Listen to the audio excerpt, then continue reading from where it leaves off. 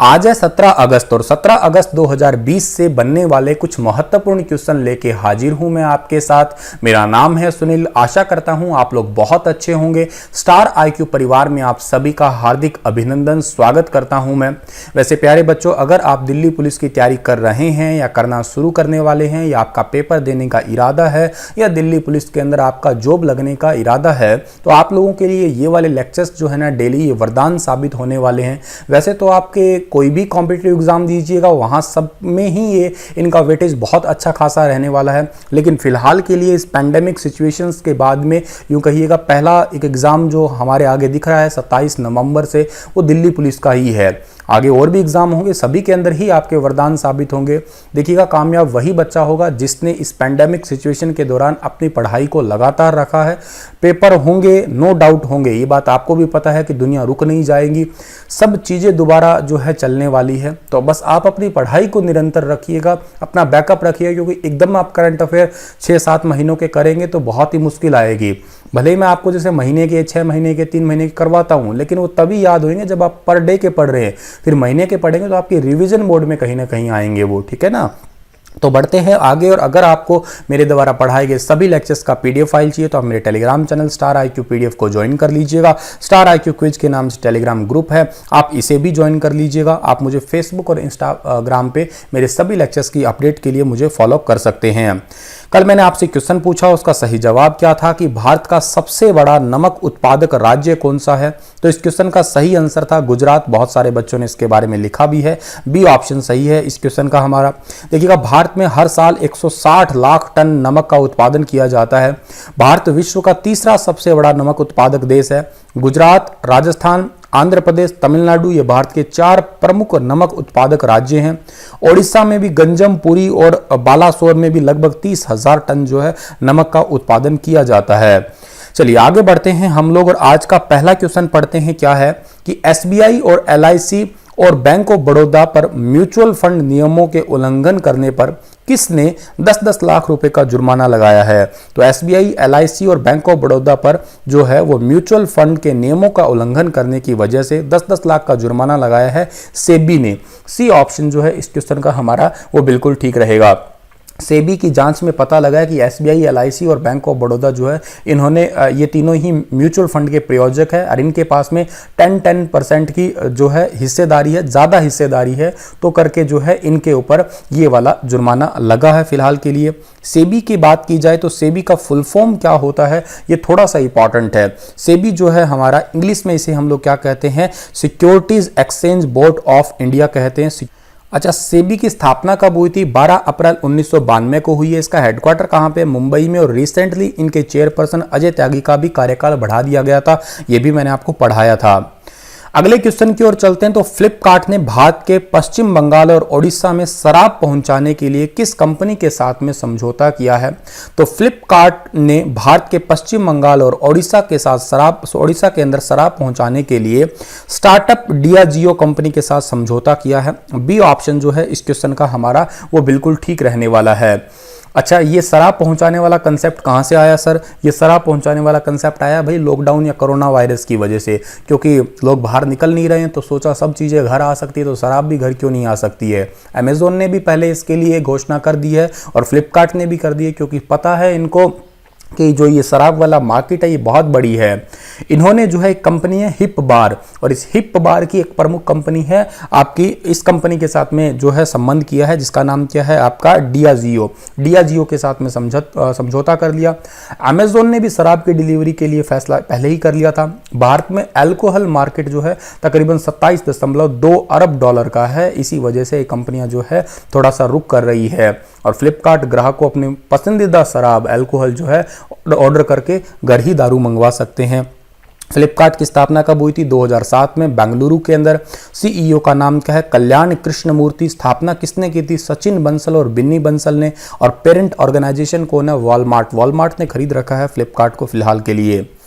श्रीलंका में राष्ट्रपति राजपक्षे ने पूर्व नौसेना प्रमुख एडमिरल को विदेश सचिव बनाया है। इनमें से कौन वो व्यक्ति हैं जिनको जो है विदेश सचिव बनाया है श्रीलंका के अंदर? इनका नाम है जयनाथ कोलंबगो। ठीक है, डी ऑप्शन जो है इस क्वेश्चन का हमारा वो बिल्कुल ठीक रहेगा, जो कि आपको फोटो में दिखाई दे रहे हैं ये। ठीक है, ये रविनाथ आर्य सिन्हा की जो है जगह लेंगे। इनसे पहले रविनाथ आर्य सिन्हा हुआ करते थे, जो कि श्रीलंका के विदेश सचिव के अधिकारी हैं।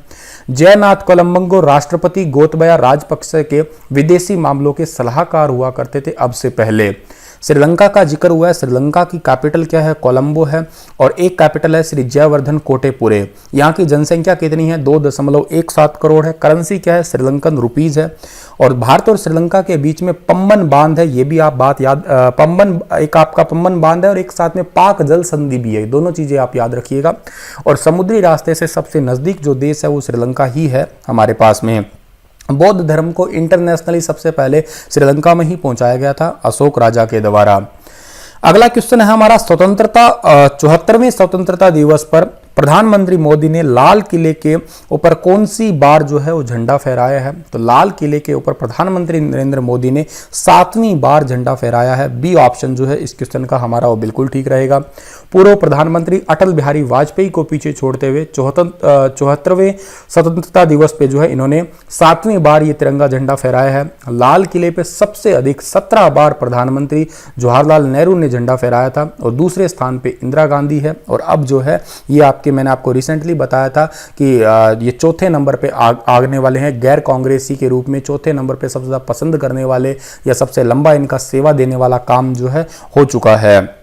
अगला क्वेश्चन है हमारा, यार्क यूनिवर्सिटी की रिसर्च के मुताबिक पिछले कितने साल में धुआं रहित स्मोकलेस तंबाकू के सेवन से होने वाली मौत की संख्या में 3 गुना ज्यादा इजाफा हुआ है? सर स्मोकलेस तंबाकू कौन सा होता है? जैसे गुटखा होता है ना, लोग खाते हैं, इसी को हम लोग स्मोकलेस तंबाकू कहते हैं। पान मसाला वगैरह जो आते हैं ना ये ऐड में, तो इनके वजह से जो है स्मोकलेस तंबाकू की वजह से पिछले 3 सालों के अंदर जो है बहुत ज्यादा मौतें देखने को मिली है। और अगर पूछा जाए कि कितने जो सालों के अंदर 3 गुना मौत का इजाफा हुआ है, तो 7 सालों के अंदर जो है डी ऑप्शन सही है। 7 साल हो गए यार्क यूनिवर्सिटी के रिसर्च के अकॉर्डिंग जो है, जिसमें धुआं रहित तंबाकू की वजह से मौतों की संख्या में 3 गुना का इजाफा हो रहा है पहले के मुकाबले।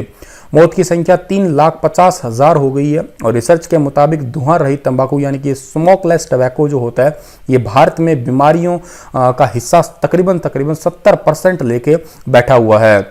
तंबाकू चबाने के दौरान जो है मुंह में लार बनती है, जब इंसान थूकता है तो इससे संक्रमण दूसरों तक भी पहुंचता है। और इतना ही नहीं, इससे मुंह है, जीभ है, होठ है, जबड़े है, इनका कैंसर भी हो सकता है। और ये तो मैंने आपको बता दिया। 7 साल में इससे होने वाली मौतों की संख्या 3,50,000 हो गई है। 2017 में इसके कारण हुई कैंसर से 90,000 से भी ज़्यादा मौतें हुई थी। धुआं रहित तंबाकू से होने वाली बीमारियों में भारत की 70% हिस्सेदारी है।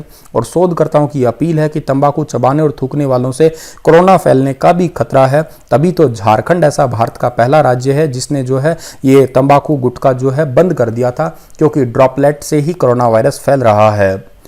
इनमें से कौन सी हेल्थ केयर कंपनी के निदेशक मंडल ने अपना नाम बदलकर पार्कवे रखने का फैसला किया है? तो पार्कवे रखने का जो फैसला किया है, इस हेल्थ केयर कंपनी का नाम है Fortis health care. Fortis health care, C option जो है इस क्वेश्चन का हमारा बिल्कुल ठीक है। फोर्टिज हेल्थ केयर के निदेशक मंडल ने अपना नाम बदलकर पार्कवे रखने का फैसला किया। पार्कवे हेल्थ केयर बेहराद का ब्रांड है और ये जो है बेहराद अब फोर्टिज हेल्थ केयर का नया प्रमोटर बनने वाला है। और फोर्टिज के सीईओ का नाम आशुतोष रघुवंशी है। इसकी स्थापना 2001 में हुई थी। हेडक्वार्टर गुरुग्राम में है। फोर्टिज हॉस्पिटल वगैरह आप लोगों ने देखे होंगे या सुने होंगे। गो एयर के नए मुख्य कार्यकारी अधिकारी के रूप में किसे नियुक्त किया गया है? गो एयर जो एयरलाइंस है, इसके नए सीईओ यानी कि चीफ एग्जीक्यूटिव ऑफिसर जो बने हैं, इनका नाम है कौशिक खोना। बी ऑप्शन सही है इस क्वेश्चन का हमारा। कौशिक खोना जो कि आपको फोटो में दिखाई दे रहे हैं, यही है कौशिक खोना। और इन्होंने विनय दुबे का स्थान लिया है, जो कि विनय दुबे ये पहले थे सीईओ लेकिन अब बन गए हैं कौशिक खोना। गो एयर की बात की जाए, इसके पेरेंट ऑर्गेनाइजेशन का नाम है वादिया ग्रुप और इसके सीईओ का नाम क्या है? विनय दुबे। पहले हुआ करते थे लेकिन अब स्थान किसने ले लिया है? अब कौशिक खोना ने ले लिया। हेडक्वार्टर मुंबई में है और जो इसके फाउंडर है उनका नाम क्या है? वादिया साहब ही है। तो ये बात भी आप याद कर सकते हैं।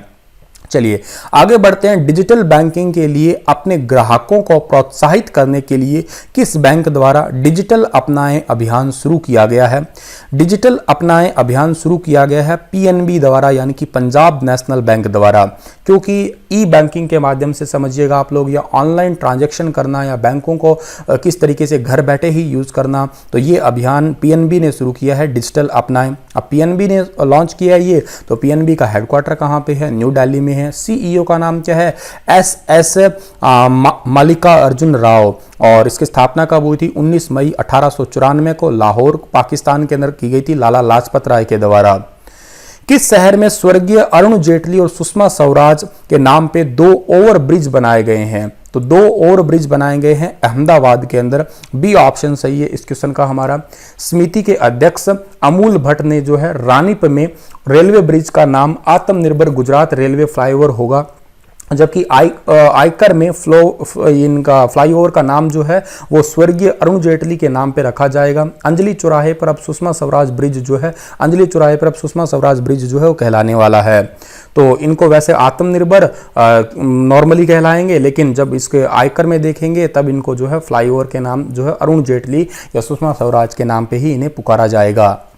सुहेल समीर को किस वित्तीय प्रौद्योगिकी फर्म के समूह अध्यक्ष के रूप में नियुक्त किया गया है? सुहेल समीर जो है उनको अभी हाल ही में फाइनेंशियल टेक्नोलॉजी के जो है अध्यक्ष बनाया गया है। वो कंपनी का नाम है भारत पे, ठीक है। बी ऑप्शन सही है, और ये सुहेल समीर आपको फोटो में दिखाई दे रहे हैं। चलिएगा, आज का क्वेश्चन के जो थे लेक्चर्स जो था हमारा वो इतना ही था। आज के क्वेश्चन इतने ही थे। कल के लिए आपका क्वेश्चन है कि अलमट्टी बांध किस नदी पे स्थित है? कृष्णा नदी, कावेरी नदी, तुंगभद्रा नदी, मलप्रभा नदी? विस्तार से बताइएगा जो भी इसका आंसर है। बस अलविदा लेता हूं आपसे, इतना ही था आज का लेक्चर।